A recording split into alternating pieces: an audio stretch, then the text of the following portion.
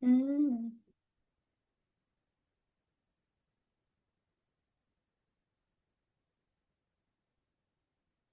Hmm. Oke, Assalamualaikum warahmatullahi wabarakatuh. Selamat sore teman-teman semua. Kembali lagi bersama kami English Banua dalam agenda weekly webinar scholarship yang kali ini kita akan dibersamai oleh Miss Kiki yang sekarang lagi studi di mana nih Miss? So, kedengeran nggak suara? Ya, kedengeran Miss. Kita mungkin ngobrol-ngobrol santai aja sambil dulu ya. Aku sekarang lagi di Finlandia. Jadi kalau misalkan kemarin kan kalian juga ketemu sama Kak Cahyo ya. Jadi kebetulan yang keterima beasiswa Erasmus di eh, satu program biasanya itu minimal nol, maksimal dua orang. Jadi eh, aku juga satu program yang sama, cuman memang pengalamannya beda gitu. Mhm. Di Finlandia. Oh iya di Finlandia ya Miss. Dan juga Miss Kiki ini dosen ya Miss. Suara. Iya. Oke. Ini suaranya dari kami terdengar jelas Miss. eh iya, terdengar jelas. Oke baik kita langsung ke sesi berikutnya Miss. Sedikit satu patah dua patah kata dari founder English Bandung kita kepada Mister Rian. Dipersilahkan. Oke, selamat sore teman-teman semua. Hmm, Ini suara saya cukup jelas ya di mati. Sorry? Oke, sorry, sorry guys.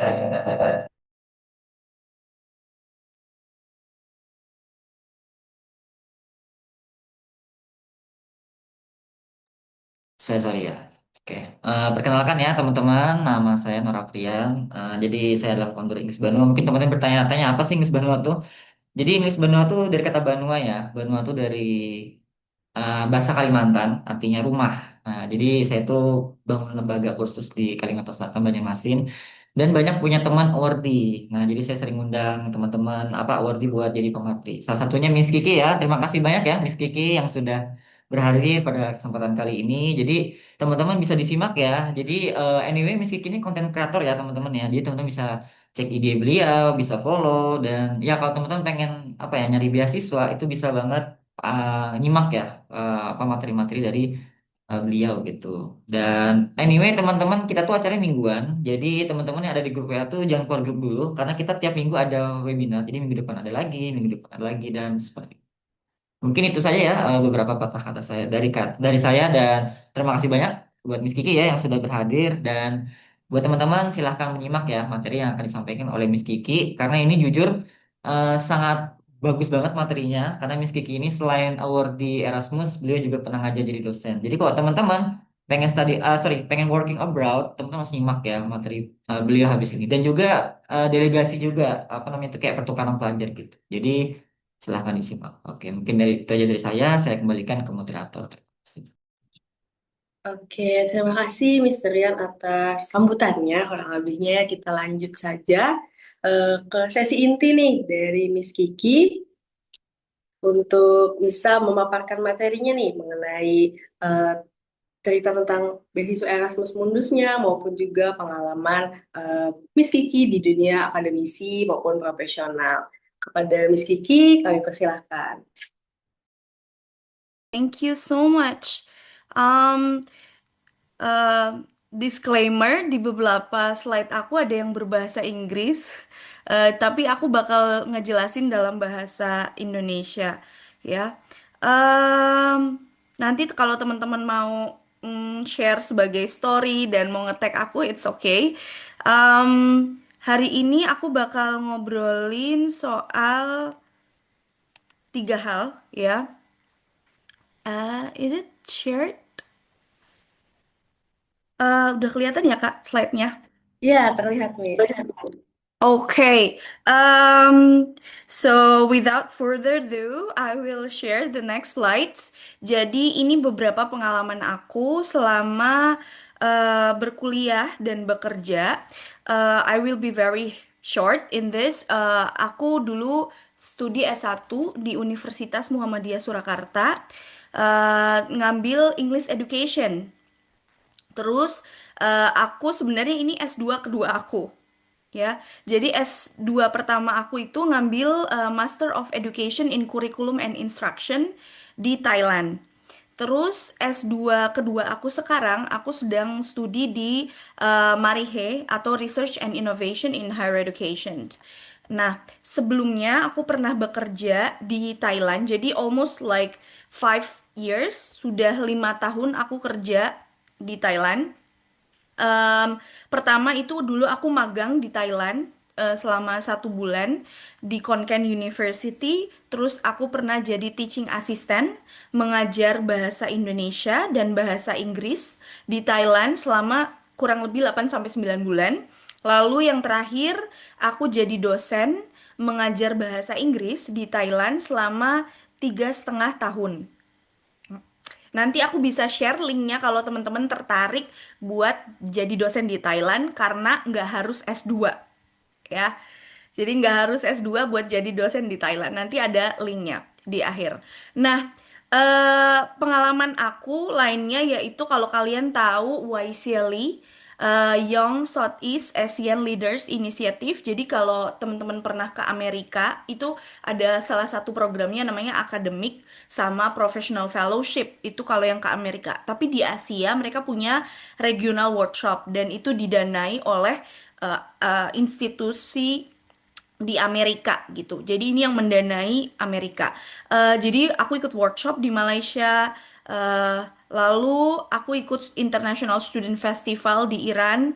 Lalu aku pernah ikut AI competition tahun 2025 dan yang terakhir ini ada UIC Youth Scientific Congress. Jadi kita pemaparan paper project kita ya, riset di tahun 2025. Nah, ini semua fully funded.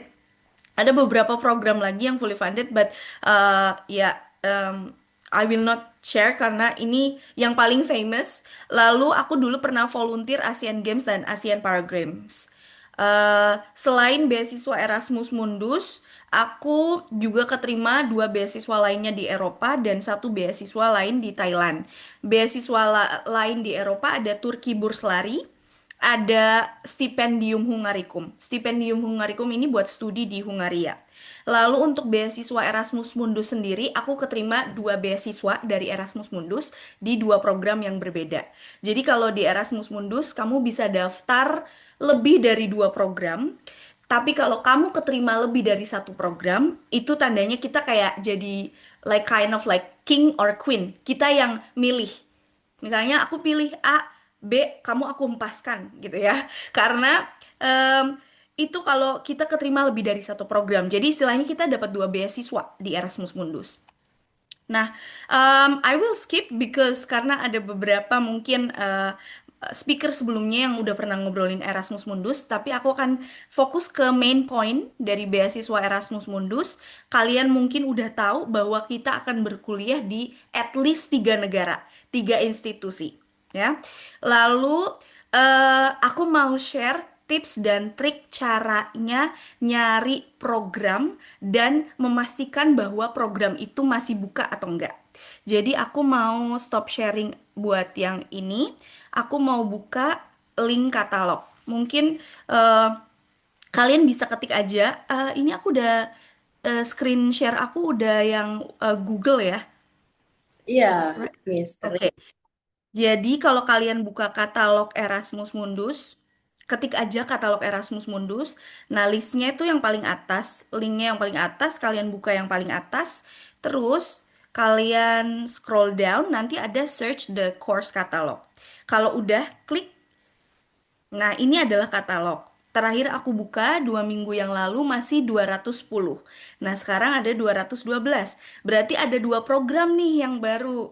Nah, kalau misalkan kalian buka ada 2 link ya. Kalau ini per program kan. Nanti ada 2 link, link atas dan link bawah. Kalau link atas itu adalah link untuk websitenya. ya. Jadi informasi mengenai bagaimana aplikasi itu, deadline-nya, apa sih programnya, tentang apa, terus apa namanya, bachelor degree yang diminta apa, apply-nya gimana, link apply-nya gimana. Jadi ada deadline-nya. Misalkan di sini program ini deadline-nya 22 Maret nih. Berarti masih ya sekitar 14 hari lagi gitu. Nah, kalau kamu udah tahu yang itu, yang link ini, link website tiap program. Jadi kalau kalian klik link yang pertama di tiap program, kalian bakal nemuin semua infonya. Tapi yang aku mau share adalah link yang kedua. Link yang kedua, kalau kamu buka, nanti dia akan ada infonya. Dapat berapa grants, dan yang kalian perlu simak adalah ini. Nah, start date-nya 2025, end date-nya 2031. Berarti bisa daftar beasiswa cuman sampai 2029. Kenapa 2029? Karena ini start funding. Berarti perkuliahannya dari 2029 terakhir 2031. Karena kan 2 tahun. Jadi kamu nggak bisa daftar lagi tahun 2030 dan 2031. Karena funding untuk batch terakhir itu buat 2 tahun terakhir. Jadi jangan sampai salah kalau buka buka beasiswa, program Erasmus Mundus harus dilihat. Ternyata ada programnya yang N-nya 2028. Berarti kamu cuma bisa mendaftar sampai tahun ini. Gitu ya. Em, ada contoh, aku kasih lihat contoh lainnya ya.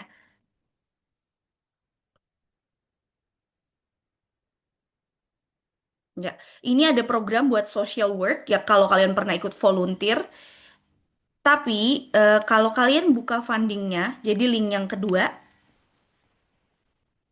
Nah, ini fundingnya sampai 2026 kan?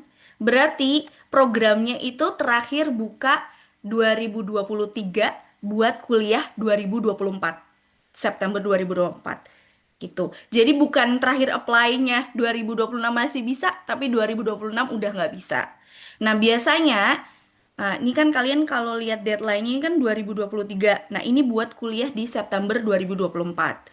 Jadi ada program yang deadline-nya kayak akhir tahun sebelumnya. Misalnya kayak program aku, deadline-nya November 2024 buat kuliah di 2025. Tapi ada yang deadline-nya kayak awal Januari sampai April 2026 buat kuliah di tahun yang sama, September atau Oktober 2026.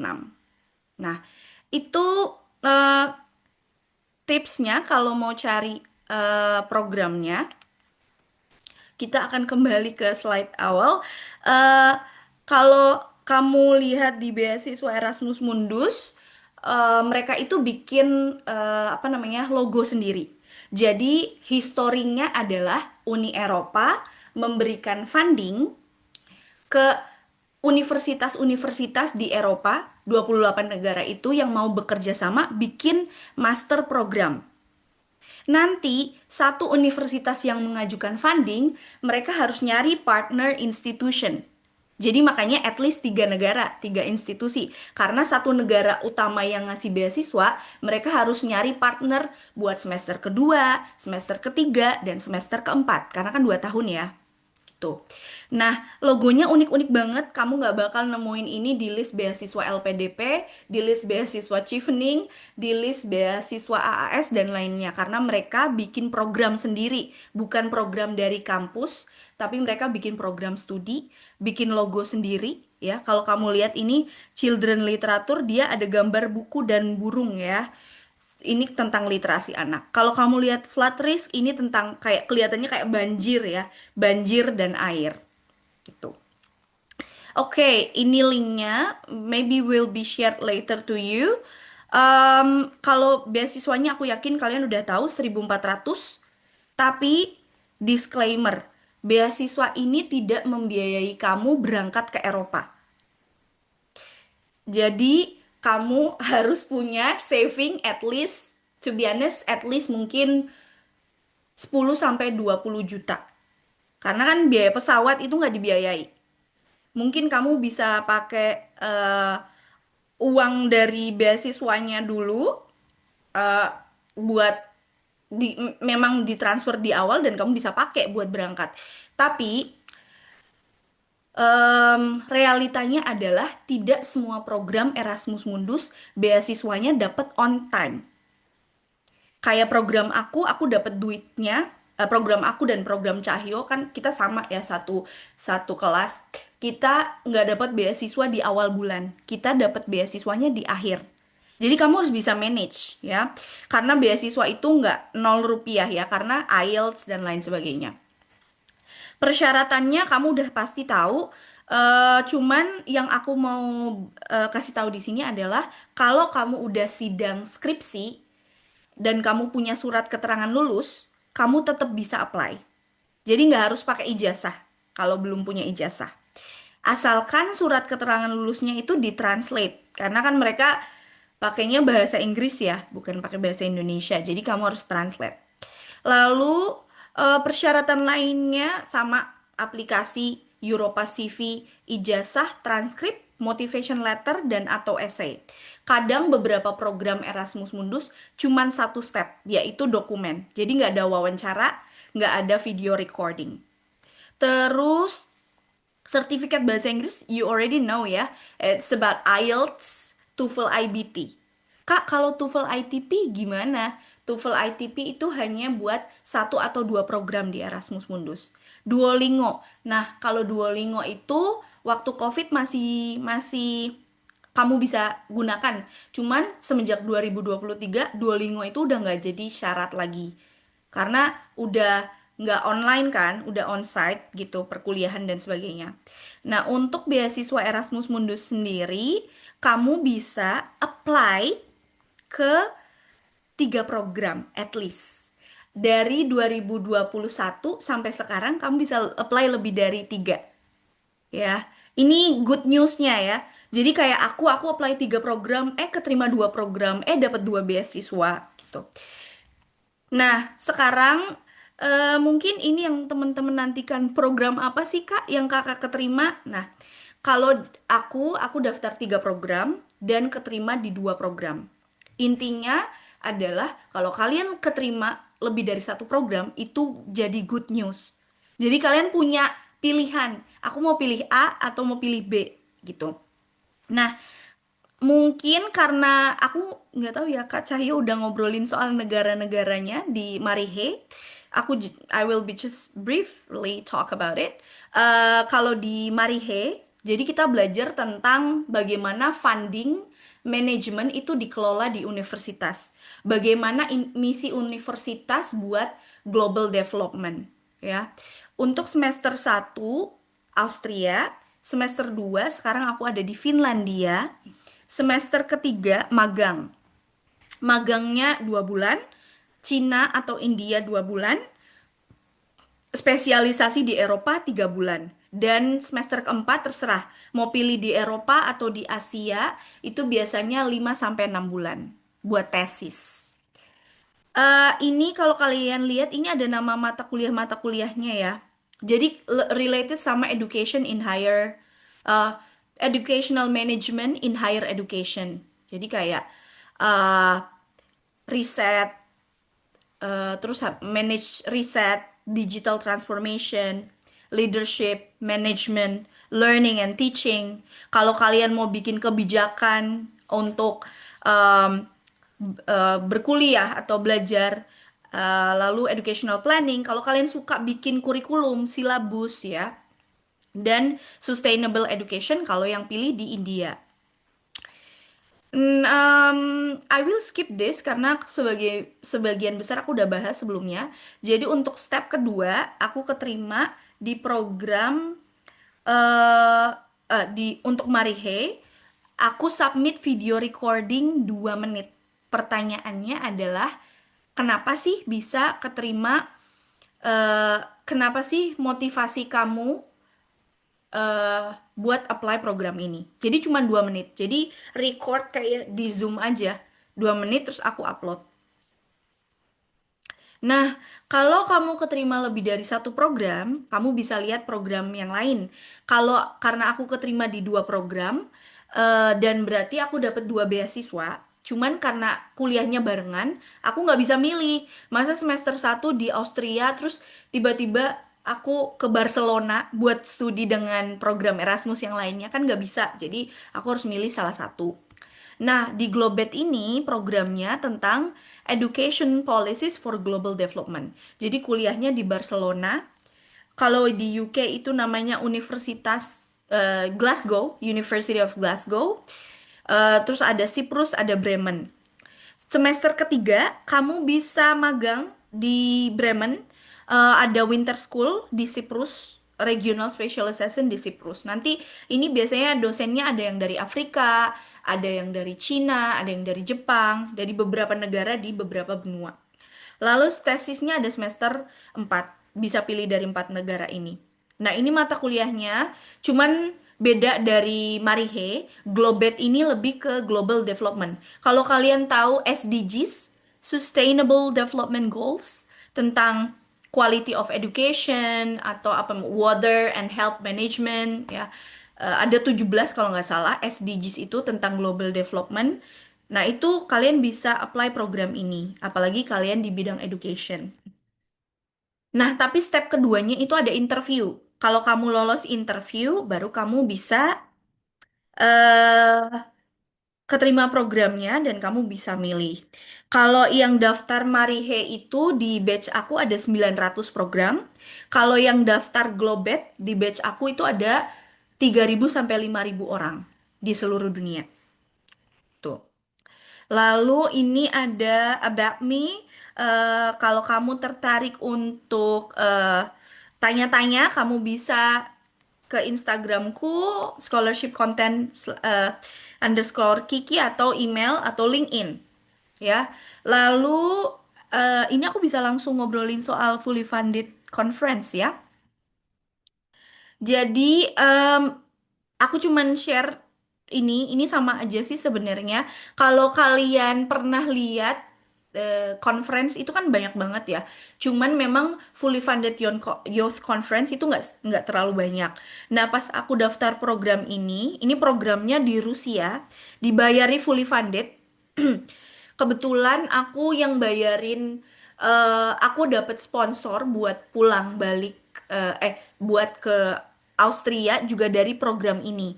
Jadi karena mereka tahu aku anak beasiswa, maybe they think that I'm outstanding, so they pay for me as well to go to to go to Austria. Jadi dari Indonesia ke Rusia dibiayain, dari Rusia sampai Austria dibiayain. Nah, eh, karena tergantung papernya bagus atau tidak. Nah, programnya ini di Rusia, kalau kalian ketik aja di Google OIC Youth Scientific Congress, nanti kalian belum bisa nemuin di Google banyak infonya. Sebenarnya banyak fully funded youth conference, but let me share you website yang aku bisa pakai. Biasanya aku pakai ini, Youth Opportunities ya. Jadi kayak gini. Jadi aku share aja nanti linknya. Mungkin aku bisa share ke panitianya.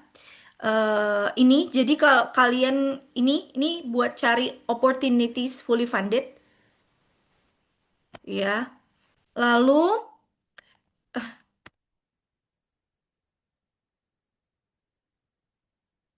kalian bisa juga klik ini opportunitydesk.org. Ini juga ada infonya. Semuanya, conference, grants, funding, semuanya ada. Kalian bisa cek deadline-nya. Beda-beda. Ada conference, scholarship, competition, grants, fellowship. Oh, banyak banget. Kalau kalian ketik, eh, oh, different name, sorry. Nah, ini namanya OYAOP. OYAOP ya, means Oya Opportunities. Nah, kalau kalian, pokoknya logonya yang kayak gini, ini juga gitu. Ya, jadi banyak ada fellowship di Jerman, ada. Dan ini kalian harus pilih cari yang fully funded. Kalau enggak nanti biasanya kan ada yang parsial, ada yang non-funded gitu. Nah, itu kalau youth conference dan youth fellowship, scholarship dan lain-lain. Yep, I will go to the other part. Sorry, ini Instagram dan TikTok aku, kamu bisa nemuin. Untuk konten terakhir, aku share program beasiswa Erasmus Mundus yang baru dan deadline-nya Maret dan April. Kalau kamu tertarik buat mentoring atau proofreading, kamu juga bisa scan QR code and inform me. Ini aku bisa share terakhir ya. Kita ngobrolin soal jadi dosen di Thailand. I hope. Aku masih ada waktu berapa menit, Kak? Sorry. Do I still have time? Santai aja, Miss. Mungkin 15 sampai 30 menit lagi bisa.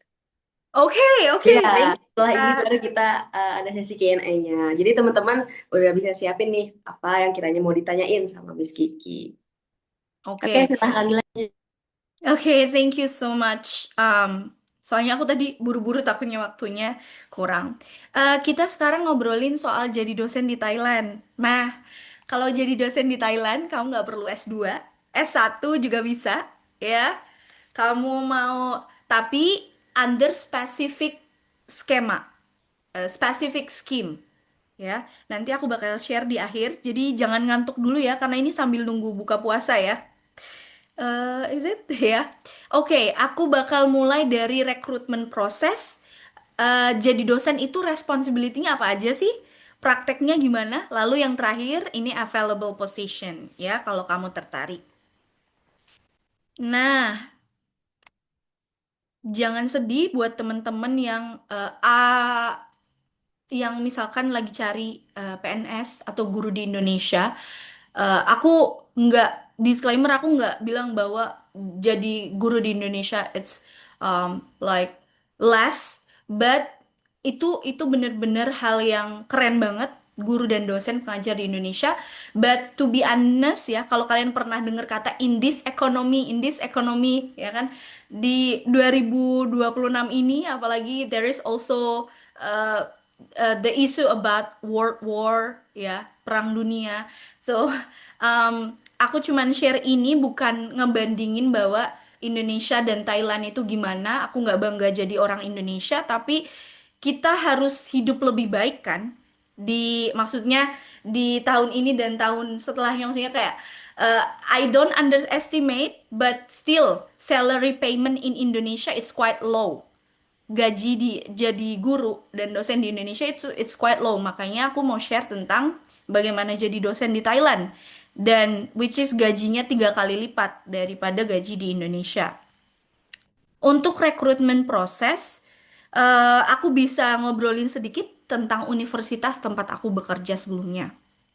Dan mungkin akan kembali setelah lulus Marihe, karena aku ngerasa bahwa aku belum ada feeling buat kerja di Eropa. Aku lebih kayak Thailand itu vibe-nya masih sama kayak di Indonesia. Jadi kayak nggak kayak di rumah aja gitu, kayak di Indonesia ya. Em, ini universitas aku namanya Mevah Luang University. Kalau kalian klik di Google akan terlihat tamannya yang cantik dan em, nama universitasnya. Universitas ini sebenarnya eh, ada yang bilang public, ada yang bilang antara public dan private, karena dana mereka itu bukan cuma dari government, tapi juga dari institusi atau partner atau eh, program-program lain yang bekerja sama ya. Sorry ini bahasa Inggris, but ya aku akan jelaskan dalam bahasa Indonesia. Jadi kalau kalian tertarik untuk berkuliah atau mengajar, ini adalah beberapa contoh fakultasnya. Fakultasnya kamu bisa lihat. Nah, aku dulu di liberal arts. Karena ngajarnya bahasa Inggris kan, education atau bahasa Inggris. Soalnya di school di MFU nggak ada School of Education. Jadi aku masuknya di liberal arts, ya. Tapi kalau kamu tertarik untuk program yang lain, fakultas yang lain, kamu bisa cek. Habis ini nanti di akhir aku bisa bukain link daftar jadi dosen di MFU. Nah, rekrutmen prosesnya jadi dosen di Thailand itu aku sebenarnya nggak cari dari internet.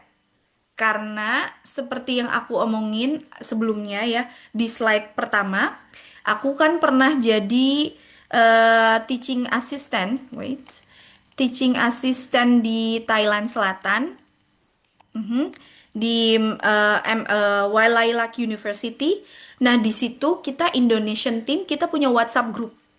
Jadi di WhatsApp group itu mereka selalu share tiap bulan atau tiap berapa bulan mereka selalu share info jadi dosen bahasa Inggris di univ di Thailand. Semua universitas di Thailand. Jadi dari situ aku tahu ada pembukaan lowongan untuk jadi dosen di Thailand karena aku juga pernah exchange di Thailand sebelumnya. Lalu, jadi dari networking. Sometimes kalau kamu ketik di Google kayak lecture overseas bisa aja muncul ya di Google. Tapi kalau aku karena aku udah ada teman-teman yang kerja jadi dosen di Thailand, jadi gampang nyarinya karena mereka selalu share linknya. Nah, untuk rekrutmen prosesnya itu ini kan panjang banget ya listnya, tapi aku jelasin cuman 3 step. Yang pertama adalah submit dokumen, termasuk IELTS, termasuk TOEFL ITP atau IBT, dan tahap kedua adalah interview.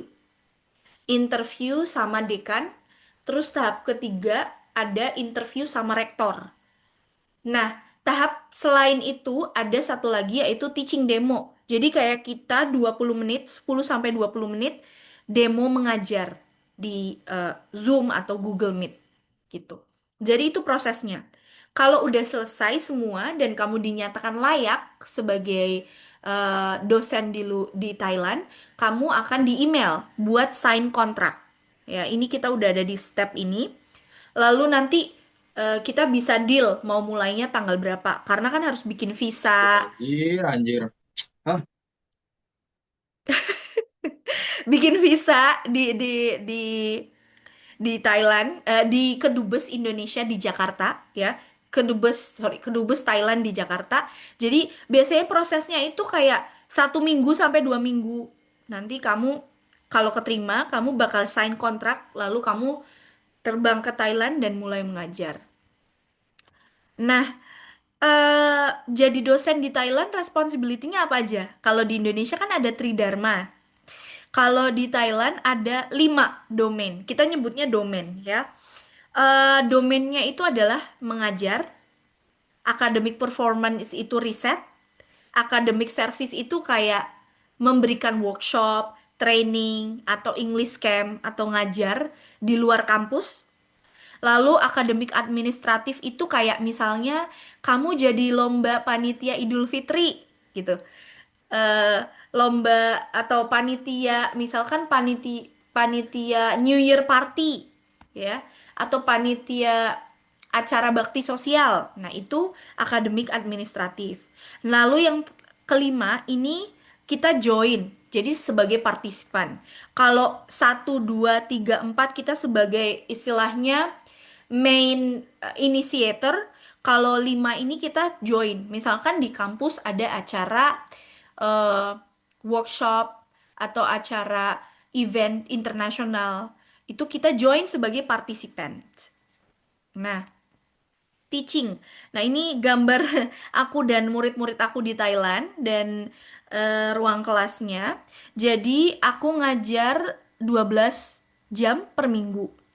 12 jam ini kenapa? Karena aku udah punya S2 sebelumnya. Jadi kalau udah punya S2 itu teaching load-nya itu berkurang dari yang punya S1. Lalu kalau S3 jam ngajarnya tuh cuma 6 jam per minggu. Karena mereka dituntut untuk riset, kayak submit publikasi satu riset per tahun gitu. Nah, kebetulan karena aku dulu skripsi S1 aku adalah sintaks, morfologi, linguistik, jadi aku ngajar English major student. Bedanya English major dan non-English major, kalau English major itu kita ngajar mahasiswa yang emang ngambil program studi bahasa Inggris. Kalau general English course itu non-English major. Misalkan aku ngajar English Career Development kayak bikin CV, bikin recommendation letter, bikin cover letter buat anak-anak yang bukan dari prodi pendidikan bahasa Inggris ya. Makanya we call it General English Courses. Nah, untuk jadi dosen di Thailand ya, dharma kedua atau domain kedua adalah riset. Nah, riset ini nggak harus publikasi, ada artikel, ada conference, ada kamu bikin inovasi, kamu bikin buku, kamu bikin educational media, kamu bikin e-learning. Nah, ini juga masuknya academic performance. Lalu yang ketiga adalah academic service. Ya, ini kalau kamu lihat di gambar, ini salah satu contoh aku waktu bikin English Camp ya buat staff perpus ya buat staff-staff yang ada di perpustakaan kita bikin English Camp jadi bagaimana apa namanya bahasa Inggris ya improve bahasa Inggris di sebagai staff perpus gitu. Nah, academic service ini banyak, nggak cuman training, kamu bisa juga invited. Kayak misalnya aku ikut webinar ini sebagai speaker, aku bakal dapat nilai di kampus aku, gitu. Lalu kalau misalnya aku jadi komite, jadi panitia buat bikin English Camp, itu juga. Terus kalau misalkan aku di-invite jadi reviewer di jurnal, aku juga bisa dapat eh, nilai dari situ ya dapat evaluasi dari situ lalu nah ini yang keempat adalah akademik administratif. Nah ini fotonya kalau kamu bisa lihat ini kita sebagai panitia lomba debate dan lomba speech ya. Jadi komite panitia working group atau aku sebagai course koordinator atau yang bikin mata kuliah. Kebetulan waktu di Thailand itu aku bikin dua mata kuliah, syntax, morphology, dan satu lagi itu academic oral communication. Jadi aku jadi koordinator di tiga mata kuliah. Tuh. Yang kelima itu ada eh, ini panjang banget. Intinya adalah kita aktif join acara-acara di kampus. Nah, ini memang bobotnya nggak sama. Ini kayak cuman sedikit bobotnya, tapi ini kayak at least kita join. Misalkan di kampus itu ada kegiatan bikin berbahasa Jepang, aku ikut.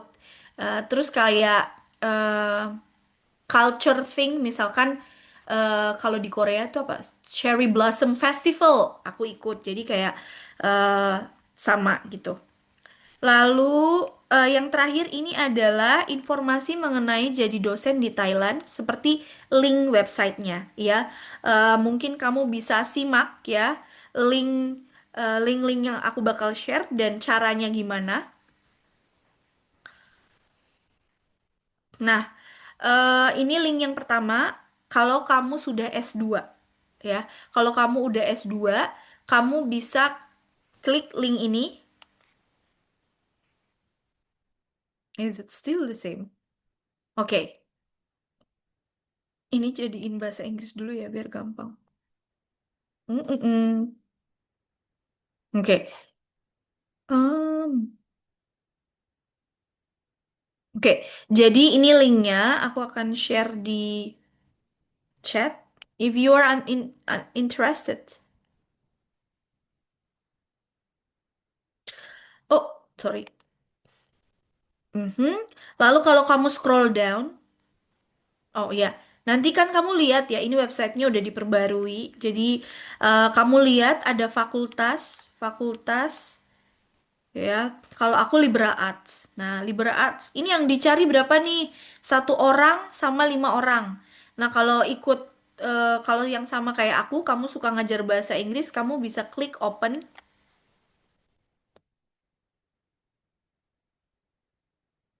Nah, nanti kamu lihat aja yang diminta itu berapa.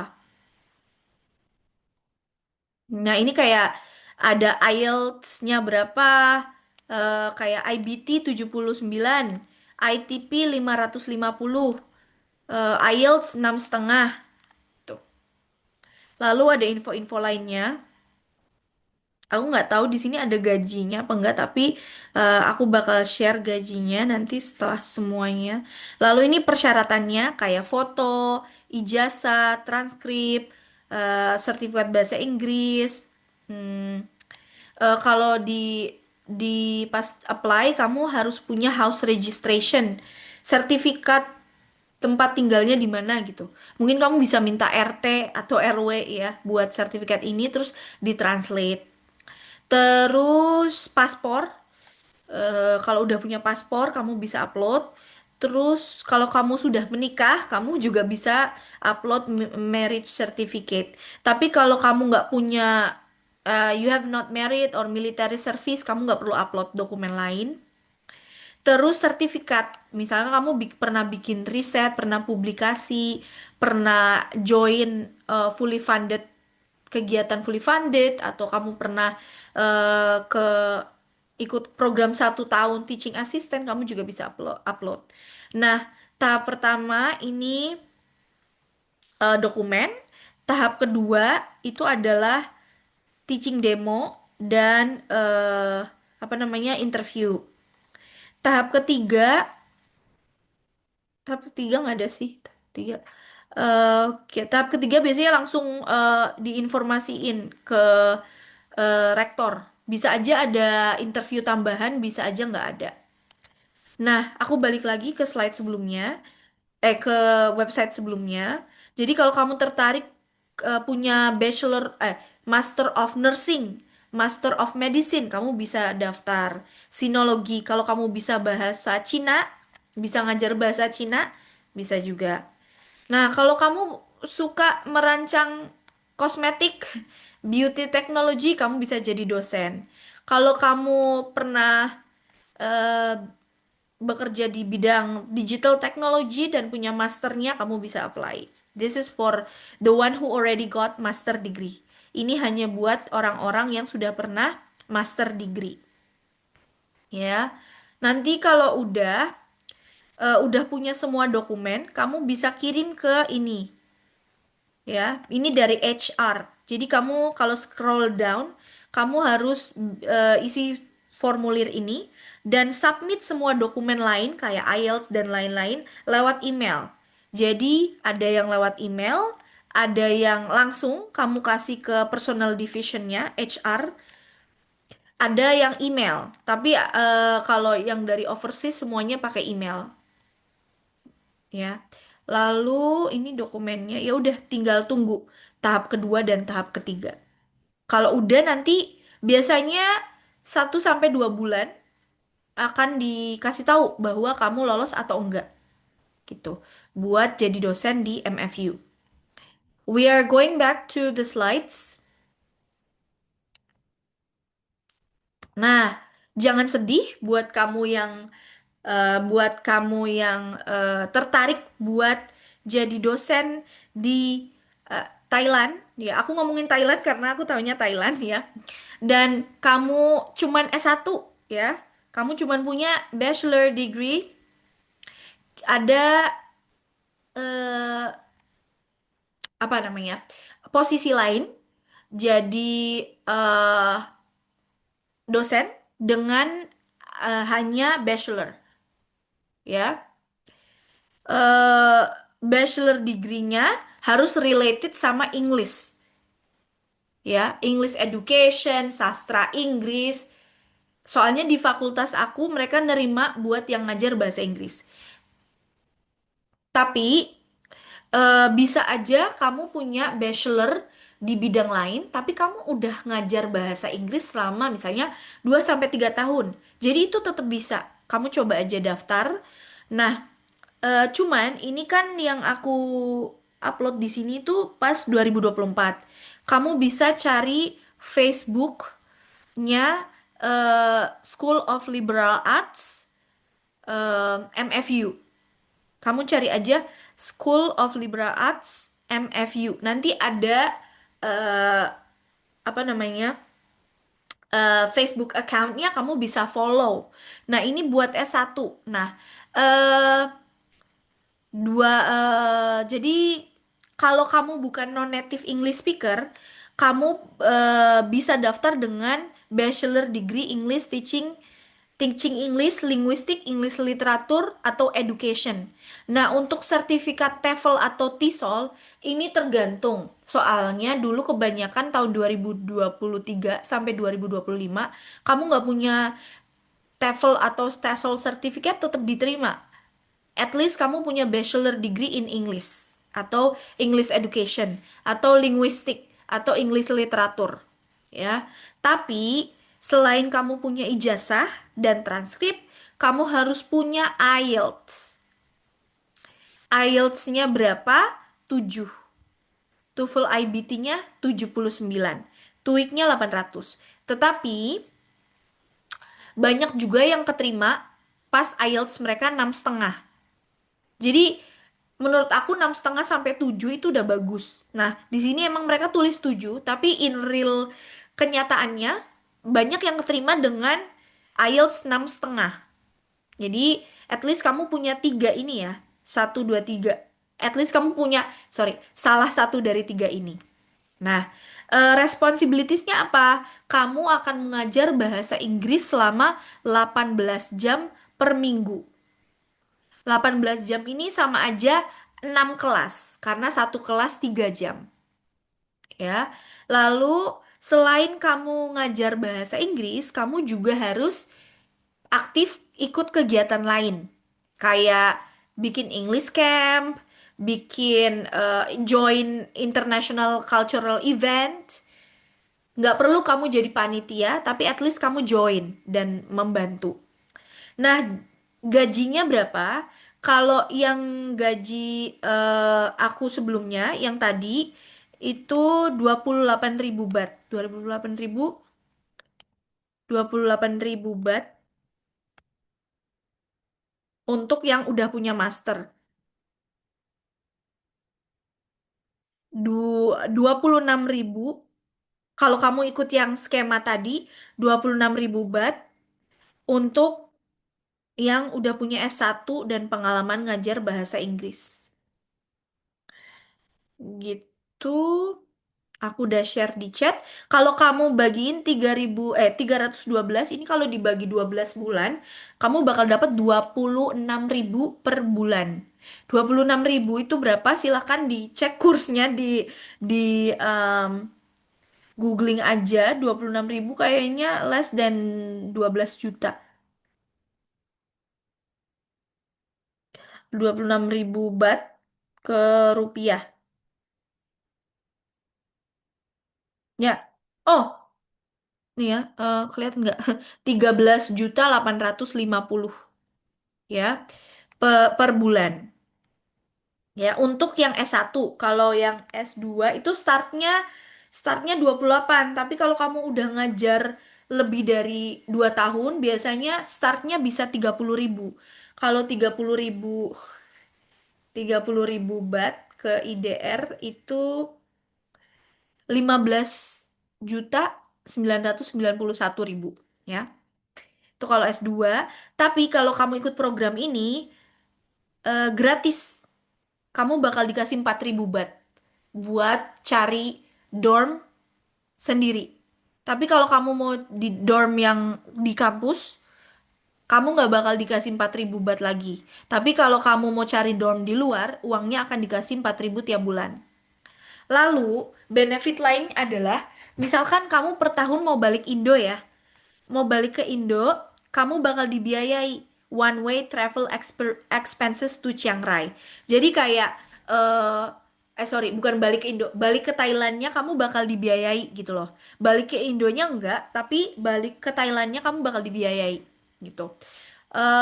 Terus ada accident and health insurance, asuransi kesehatan dan kecelakaan. Jadi kayak eh ini bisa digunakan kalau misalkan ada terjadi sesuatu and you need to use it ya, asuransi. Terus kamu juga dapat 20 hari paid leave. Paid leave itu misalkan kamu balik ke Indo buat celebrate Idul Fitri, Idul Adha, Tahun Baru. Kalau dijadiin 20 hari. Nah, 20 hari ini kamu bakal tetap digaji 1 bulan full, walaupun kamu ngambil 5 hari cuti, gitu. Tapi di luar 20 hari, gaji kamu akan dikurangi. Nah, jadi biasanya orang-orang dari Indonesia yang jadi dosen dan ikut program MFS, ini namanya program MFS. MFS ini mereka kayak 5 hari Idul Fitri pulang ke Indo, terus 5 hari Idul Adha, dan misalkan 10 hari buat tahun baru gitu. Biasanya kayak gitu. Jadi tergantung tergantung how you manage ya. Tapi kita nggak bisa ngambil cuti kalau misalkan perkuliahannya sedang berlangsung. Misalkan pas Idul Fitri dan Idul Adha baru minggu keempat perkuliahan. Nah, padahal perkuliahan kan 16 minggu nih satu semester. Jadi kamu nggak bisa ngambil cuti kecuali itu hari hari libur nasional Thailand. Nah, gitu. Kalau hari libur nasional Thailand kamu nggak perlu ambil cuti sih, itu udah otomatis kayak libur buat semua orang. Jadi plus itu. Nah, persyaratannya tadi aku udah share ya. Ini deadline-nya ini kan 2024, tapi kalau kamu follow Facebooknya, dia ada setiap tahun.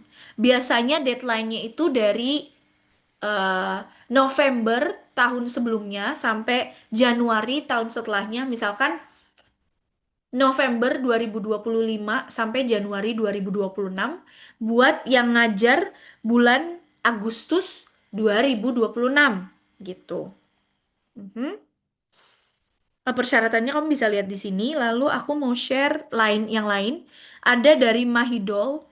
If I can click this.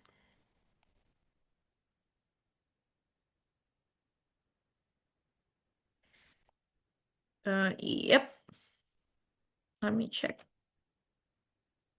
Yang lainnya ini dari Mahidol. Ih, kok nggak bisa ya? Maybe the Oh ya. Nah, ini Mahidol. Nah, ini job opportunities. Nah, ini Mahidol juga terkenal. Dia di Bangkok. Kalau MFU kan di Chiang Rai. Jadi kayak deket sama Myanmar, Laos. Kalau Mahidol ini di Bangkok. Nah, ini kamu bisa lihat ya. Ini ada nggak harus lecture. Jadi ada staff juga. Nanti kamu bisa lihat sendiri. Linknya juga ada di slide. Apalagi next ada satu lagi tapi aku lupa tulis di slide.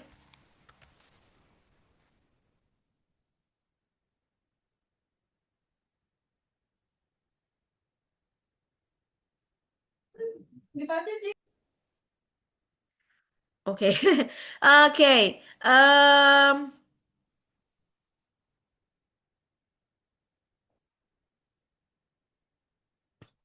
mana sih? Agak lama ya ini.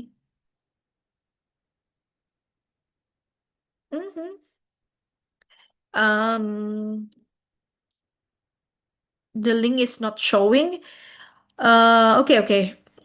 Mungkin belum diperbarui kali websitenya. Kalau kamu lihat di sini tuh ada yang bisa dibuka, bukan yang ini.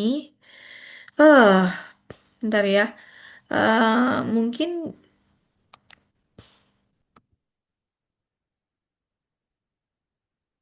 liberal arts.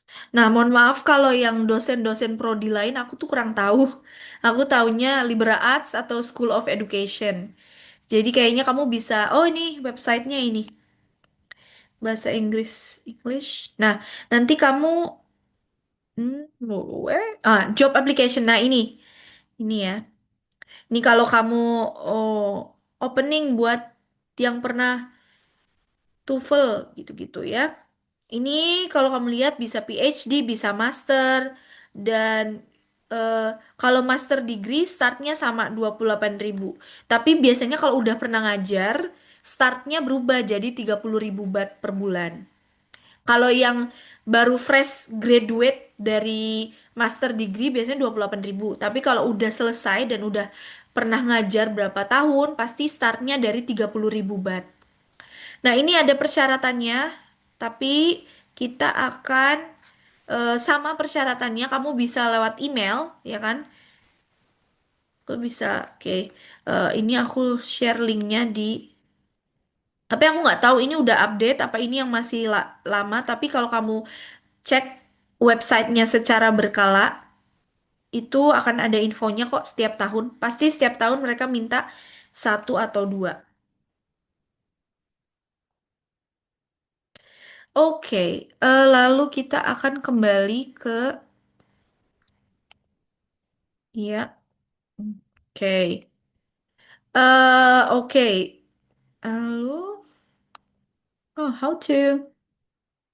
Oke, jadi aku izin ya ini Instagram aku dan let me share another thing. Kalau kamu tertarik untuk mentoring beasiswa Erasmus, stipendium Hungarikum atau beasiswa Turki, proofreading check dokumen, kamu bisa scan QR code dan ada juga di link di bio IG dan di link di bio TikTok aku buat mentoring, proofreading dan lain sebagainya. Lalu yang terakhir aku mau share tentang tips dan trik. Mungkin tips dan trik menjadi dosen di Thailand dulu karena nggak ada di slide. Jadi tips dan triknya adalah daftar sesuai dengan program studi kamu di S1 atau S2. Kalau misalnya nggak sesuai, at least kamu punya pengalaman kerjanya. Ya, kalau nggak punya pengalaman kerja, eh, menurut aku nggak bukan nggak bisa, tapi cari yang relate. Terus kita pindah ke tips dan trik mendaftar Erasmus Mundus. Ya, kalau tips dan trik mendaftar Erasmus Mundus, kamu harus cari websitenya, website programnya. Kan di katalog ada 212 ya. Cari yang sesuai dengan program yang kamu incar berdasarkan program studi S1 kamu sebelumnya. Atau cari yang relate sama pengalaman kerja. Either one of those two. Kalau nggak punya pengalaman kerja, kalau nggak punya background studi, jangan daftar. Maksudnya jangan daftar program yang kayak, oh aku tertarik banget pengen belajar tentang bikin games. Tapi kamu nggak punya pengalaman sebelumnya, otomatis kamu nggak bakal keterima program itu. Ya. Lalu untuk motivation letter. eh Jangan gunakan kata-kata yang terlalu normatif ya. I want to contribute to my country. No, karena beasiswa Erasmus Mundus ini kamu nggak wajib balik ke Indonesia, kamu nggak harus balik ke Indonesia, dan kebanyakan teman-teman aku yang udah alumni mereka menikah dan cari kerja di Eropa, atau mereka single dan mereka cari kerja di Eropa. Jadi even di motivation letter dan di essay aku bilang bahwa aku pengalaman kerjaku sebagai dosen di Thailand. Jadi problem-problem di Thailand, bukan problem-problem di Indonesia. Gitu. Karena beasiswa Erasmus ini nggak mewajibkan kamu balik, jadi nggak harus ada, oh aku harus udah full time ngajar, full time kerja di Indo 2 tahun. Nggak. At least kamu punya problem yang bisa kamu bring to the community, to the program, to the class. Lalu CV ya. CV itu kalau program Erasmus Mundus yang diminta rata-rata yang eh, udah pernah riset, udah pernah publikasi, at least udah pernah volunteer, udah pernah bikin project. Kalau kamu belum punya publikasi gimana, Kak? Kamu bisa tonjolkan kegiatan lain. Mungkin kamu pernah ikut kompetisi, atau kamu pernah ikut online course, kamu pernah join seminar, webinar, dan dari seminar dan webinar ini kamu dapat info mengenai problem di negara kamu, di daerah kamu, di institusi kamu, itu juga bisa. Lalu interview Erasmus Mundus ya. Nggak semua program itu ada interview, balik lagi. Kalau kamu dapat interview di tahap kedua, kamu bisa cari program yang related dan mereka itu nggak cari orang yang pinter, ya. Mereka nggak cari orang yang oh bener-bener banyak kontribusi buat negara mereka. Tapi mereka cari orang yang jelas visi misinya, visioner, sudah plan well ke depannya, survive, bisa survive karena kan kamu bakal pindah-pindah ya tiap semester. Semester 1 di Italia, semester 2 di Kanada, semester 3 di Swedia, semester 4 di Austria misalkan. Jadi yang paling dibutuhkan adalah bagaimana kamu cultural adaptation. Kak, aku tuh nggak punya kegiatan, aku nggak pernah ikut conference di luar negeri. Aku paling-paling aku ikut conference di dalam negeri, tapi beda daerah. Itu tetap juga mobility ya. Maksudnya tetap juga movement, multicultural. Walaupun kamu di Indonesia pindah ke pulau yang berbeda-beda, misalnya kamu dari Jakarta, lalu kamu ke Bali buat ikut conference, itu kan tetap kamu apa ya namanya, cultural adaptability ya, mengadaptasi. Jadi itu tetap bisa gitu, walaupun kamu nggak pernah keluar negeri sebelumnya. Pertanyaan yang sering muncul di interview itu apa, Kak? Kenapa program ini? Kenapa harus dapat beasiswa? Bedanya kamu sama yang dapat beasiswa sama yang self funding tuh apa? Kalau kita ngasih kamu duit gitu. Apa yang kamu lakukan setelah lulus?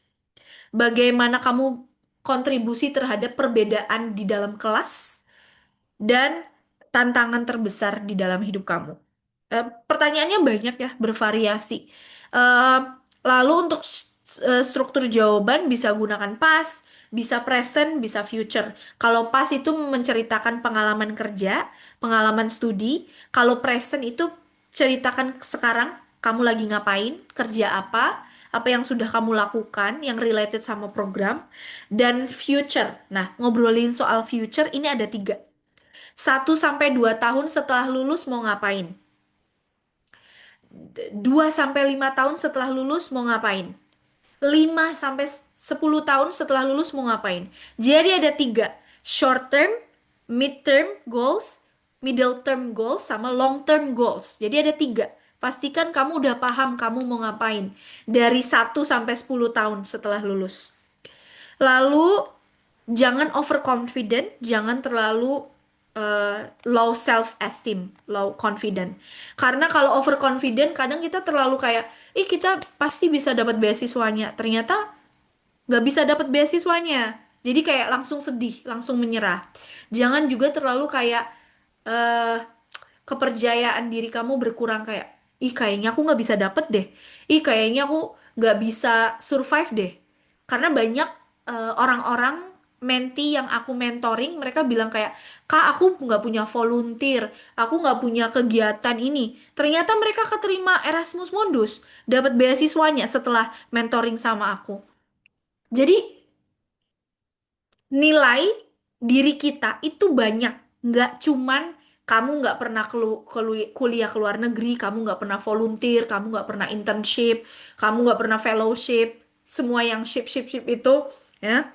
Tapi mereka cari orang yang terstruktur, cara berpikirnya, thinking kreatif, kritis, dan yang not too confident, overconfident, but they settle, gitu.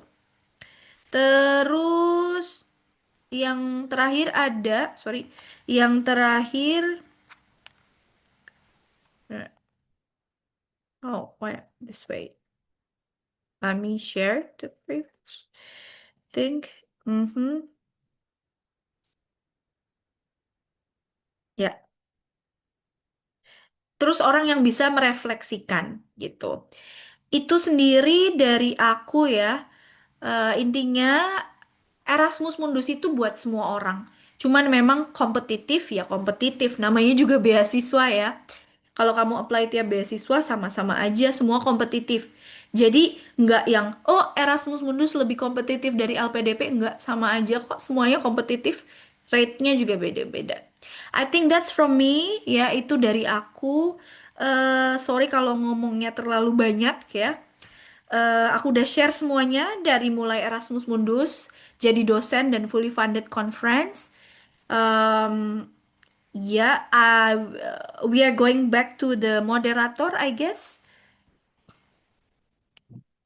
Oke, baik. Terima kasih banyak Miss Kiki atas berbagai insight-nya nih, mulai dari cerita tentang dosen di Thailand, yang mana ada fun fact-nya, Miss.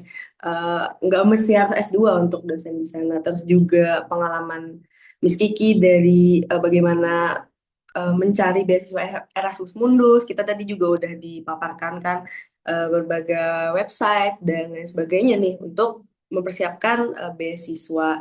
Dan juga nih Miss Kiki juga memaparkan beberapa website mengenai student student exchange ya Miss, pertukaran pelajarnya Miss Kiki. Oke, kita langsung saja nih ke sesi yang ditunggu-tunggu nih. Pasti teman-teman ini udah nggak sabar nih langsung bertanya ke Miss Kiki. Mungkin dari teman-teman langsung saja raise hand kalau yang mau langsung bertanya. Oke, mungkin kita eh, dua penanya dulu untuk termin yang pertama ini. Silahkan yang on cam Kak Dimas.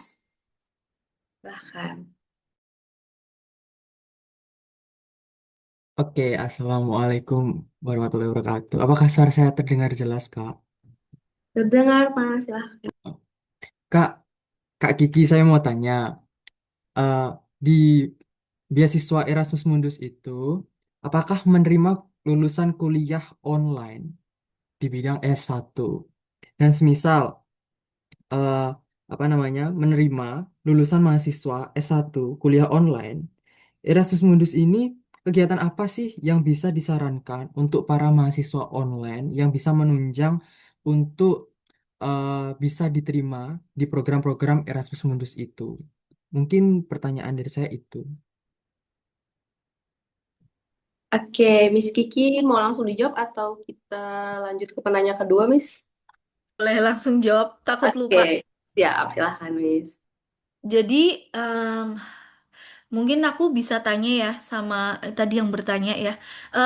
Online ini maksudnya kamu kuliah online di universitas yang valid, maksudnya universitas yang kalau dicari itu ada semua infonya, atau kamu kuliah online di universitas terbuka?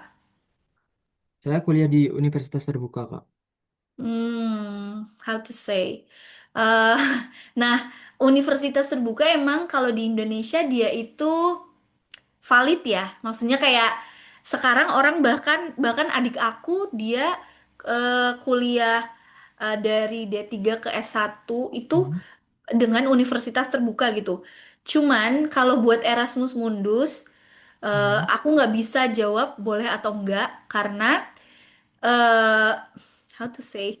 Jadi rata-rata yang keterima mereka itu kebanyakan kuliah onsite.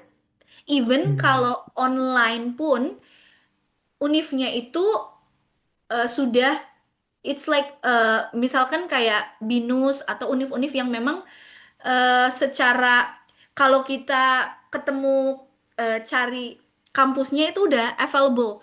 Aku nggak sebenarnya aku kurang tahu konsep universitas terbuka itu kayak gimana. Apakah ada institusinya yang bisa kamu apa namanya benar-benar cari di Indo? Atau ada cabangnya. Kalau setahu aku kan konsepnya dia banyak ya. Ada Hmm. dosen onsite dan dosen online. Cuman temen aku ada yang pernah kuliah di universitas terbuka Hmm. dan ini disclaimer aja nggak semuanya ya. Dan ternyata ijazahnya itu nggak bisa buat apply beasiswa tertentu gitu karena tidak dianggap exist. But Hmm. that depends again. Nggak tahu. Eh, ini hanya special case aja. Hmm. Nah, kalau eh, mau studi Erasmus, sebenarnya kalau ngomongin Erasmus itu ada dua. Satu itu exchange, exchange buat S1 kayak kamu tahu IISMA. IISMA dari kampus Merdeka Kurikulum. Jadi kayak exchange satu satu sampai 2 semester di Eropa. Tapi Erasmus Plus Exchange ini cuman buat kampus-kampus di Indonesia yang punya MOU dengan universitas di Eropa.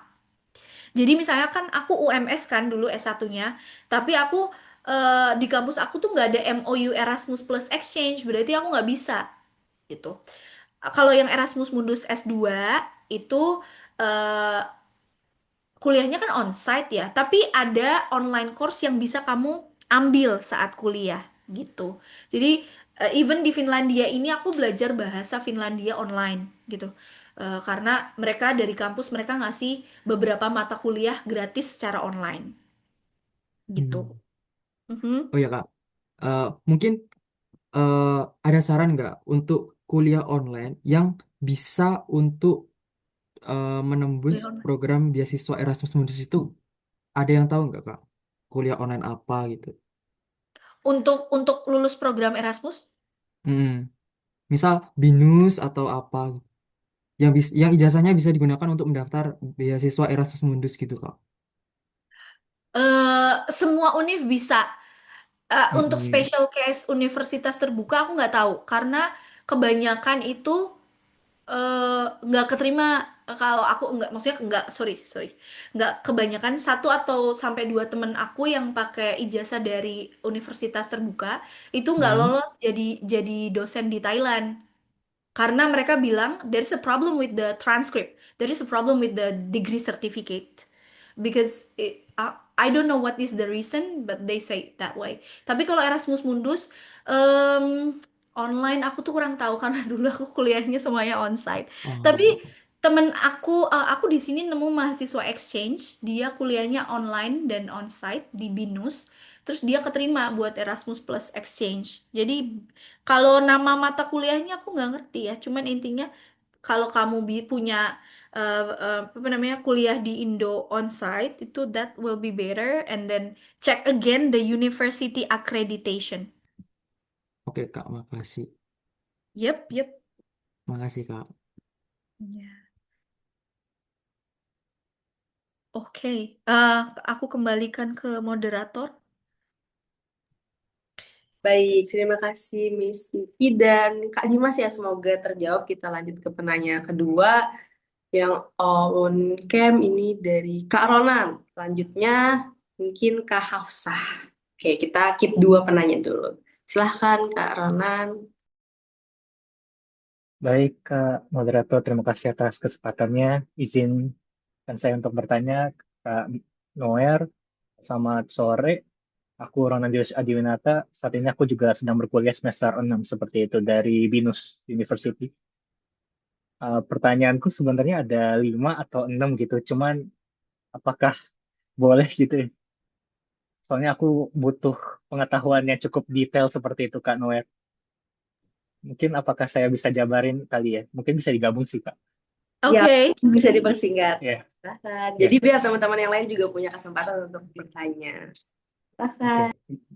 Baiklah, terima kasih atas kesempatannya. Jadi pertanyaanku terkait, bentar Kak. Oh ya, terkait adaptasi gitu ya Kak. Jika kita berpindah-pindah kan kita paling menguasai kan bahasanya Inggris seperti itu Kak. Nah, apakah ada permasalahan ya Kak? Jika kita bolak-balik pindah negara kan mereka punya bahasa native masing-masing. Apakah di negara-negara tersebut itu tuh kita agak menantang gitu Kak, karena kan nggak semuanya bisa bahasa Inggris gitu ya. Apakah dengan kemampuan bahasa Inggris saja cukup seperti itu? Itu yang pertama. Yang kedua adalah mengenai cara belajar daripada master menggunakan Erasmus seperti itu Kak. Jadi saat kita kuliah S2 itu cara belajarnya bagaimana sih Kak? Apakah cara belajarnya kayak kuliah biasa kayak S1 atau dia pakai project seperti itu Kak? Dan mungkin terkait internship dan tesis seperti itu Kak.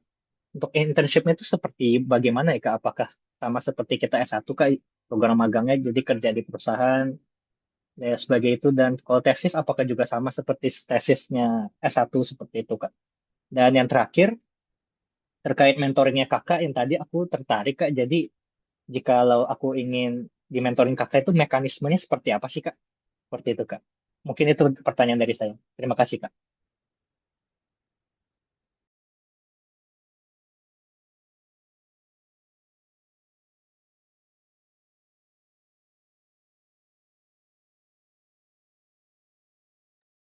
Mohon maaf Kak, mic-nya masih di mute Kak. Jadi kalau pindah-pindah negara, yang penting kamu bisa bahasa Inggris. Karena kalau aku kan orangnya cuek-cuek aja ya, maksudnya aku yang penting aku bisa belanja, bisa komunikasi, dan kebanyakan orang itu bisa bahasa Inggris kok.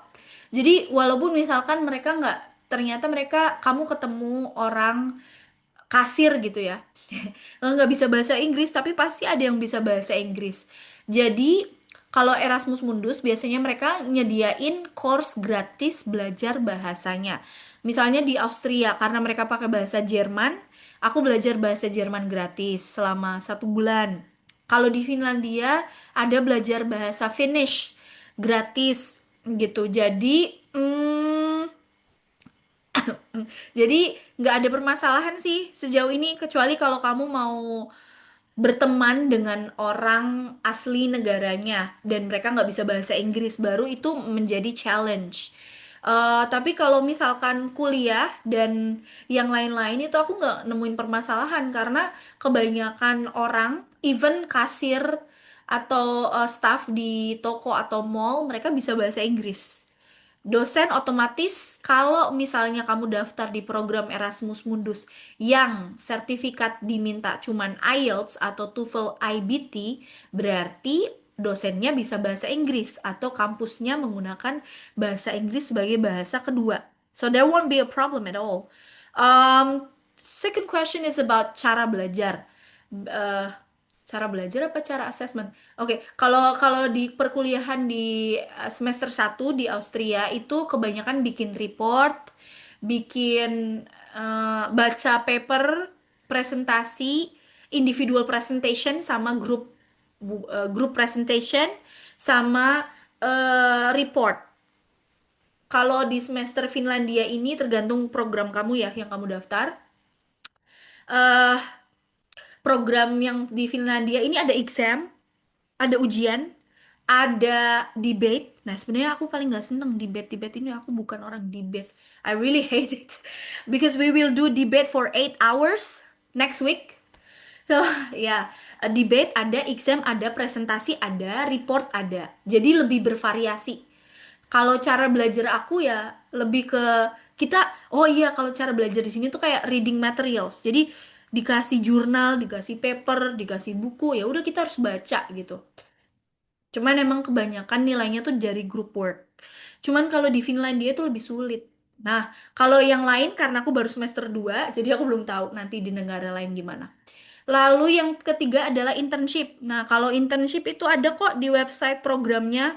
Ini kayak Marihe, website programnya ini ada internshipnya ya. Kamu bisa klik. Internshipnya di Swedia, di Prancis, di Jerman, di Belanda, di Portugal, Slovenia, mana lagi? Ethiopia, Spanyol, Belgia, Serbia, Inggris, ya. Jadi tergantung programnya. Nanti kamu milih, baru nanti interview. Kalau keterima, ya udah magang. Jadi tergantung program kamu internshipnya di mana. Kalau ada internshipnya, nanti ada di website pasti. Terus apa lagi? Yang terakhir kalau mentoring kamu bisa DM di IG aku atau isi form di link di bio IG. Untuk ini aku bisa jawab kalau kamu mungkin udah tanya aku personal, bisa diklik di link di IG atau kamu bisa kirim DM di IG. Karena it's not part of the webinar, so you can ask me later. That's all. Thank you and maybe next question or back to moderator. Oke, baik. Mungkin dari penanya terakhir nih dari sesi webinar kita kali ini bersama Miss Kiki, dipersilahkan kepada Kak Hafsah. Ya, makasih sebelumnya Kak Moderator izin bertanya. Tidak agak sedikit mendekat soal pertanyaan Kak Dimas sebelumnya. Apakah penjelasan dari Kakak mentoring tadi itu berlaku juga untuk mahasiswa kampus swasta yang notabene kampus agama?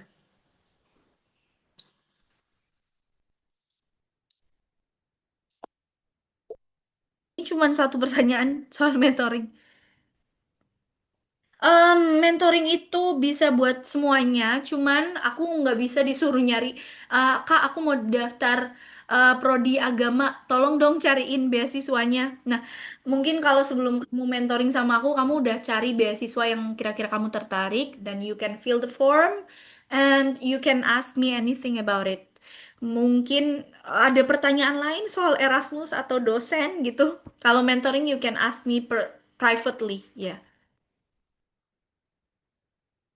ini Kak, maksudnya terkait mendaftar beasiswa Erasmusnya Kak.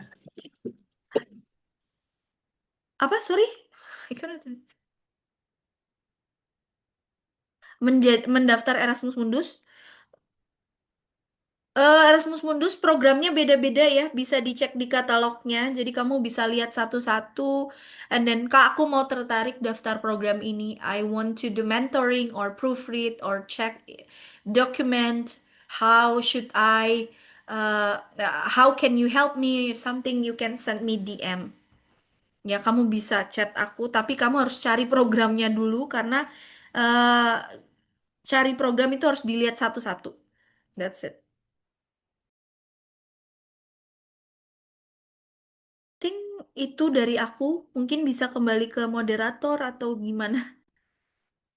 Oke, baik. Mohon maaf teman-teman ya yang udah raise hand karena kita keterbatasan waktu. Mungkin di daerah Wita dan WIT ini udah mau waktu berbuka. Jadi kita cukupkan untuk sesi kali ini, sesi Q&A. Tentunya kita sesi dokumentasi dulu. Mungkin buat teman-teman bisa persiapan nih untuk on cam. Oke, baik. Saya pandu. Gaya biasa dulu. 3, 2, 1. Sebentar. 3, 2, 1. Oke, slide berikutnya. Bentar. Mungkin boleh gaya bebas. 3, 2, 1. Oke, oke. Last page. 3, 2, 1. Oke, terima kasih banyak teman-teman dan pastinya Miss Kiki yang udah ngasih kita banyak insight nih. Jadi teman-teman Muslim bisa sekalian ngabuburit yang bermakna nih kali ini.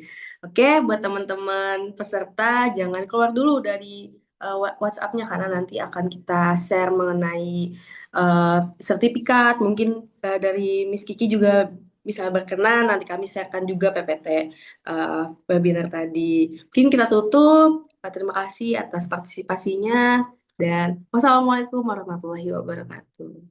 Waalaikumsalam warahmatullahi wabarakatuh. Waalaikumsalam warahmatullahi wabarakatuh.